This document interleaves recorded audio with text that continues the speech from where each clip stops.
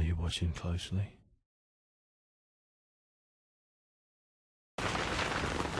What kind of an Ironborn loses his senses during a storm?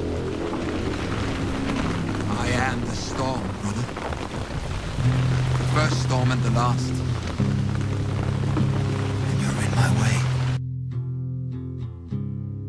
Did I say this? I've been saying this from the day I heard they were going to send out tens of millions of ballots. I said exactly, and all of a sudden everything just stopped. This is a fraud on the American public.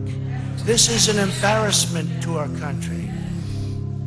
We were getting ready to win this election. Frankly, we did win this election. We don't want them to find any ballots at 4 o'clock in the morning and add them to the list, okay? So while that sounded very much like a victory speech, it's really important to know that that is factually inaccurate. We're missing various parts of the equation to know definitively where things are going, and that... Whoa. All right, hold on a second. No. Look, Joe Biden just said to leave Wisconsin. Right, we're getting new information. Look at him trying to process it. Pull it all the way out. Votes are coming in right now. Let's pull all the way out to the state of play here. Let's see what's going on, because we're getting really, I know that's what Phil Mattingly. We're getting new information. Can't even process the information. Get to see is actually what's going on in my head. I think 168,000 votes. 138,000 was it, Tim? Yeah, 138. 138,000. You see the same. And see, look, this makes no sense. This is not even statistically possible where you have linear movement along voting like this. So you have a skyrocket.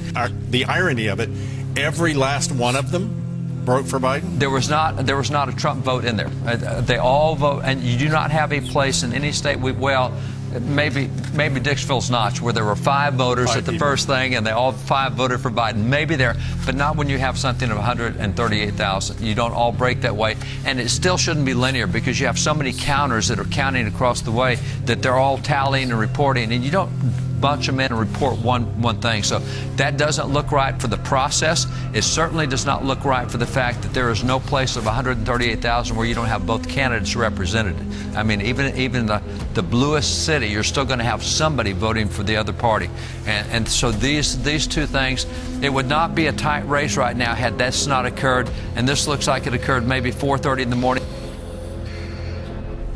Basically like a convention center, the building that we're in. So there's where we came in, or where I came in, was kind of up on the upper level. And then you go down, and there's entrances for everyone. And they're dragging luggage, they're dragging bags, they're dragging igloos, like ice chests. They're there doing 5 to 6 hour shifts. And yeah, I mean, they were taking those items in with them into the clear glass windowed room that's to the back. And that's the area I couldn't cross into. So we weren't able, there we go. So that glass area to the back is where they would go through to go into count the ballots. Right. And so this front area is the lobby area, and they would come in from outside and bring those items into that secure area that's in the back where they actually have the ballots. And that's where they were counting, and this is at that time when we had been told they had stopped counting. They weren't supposed to be counting. Correct.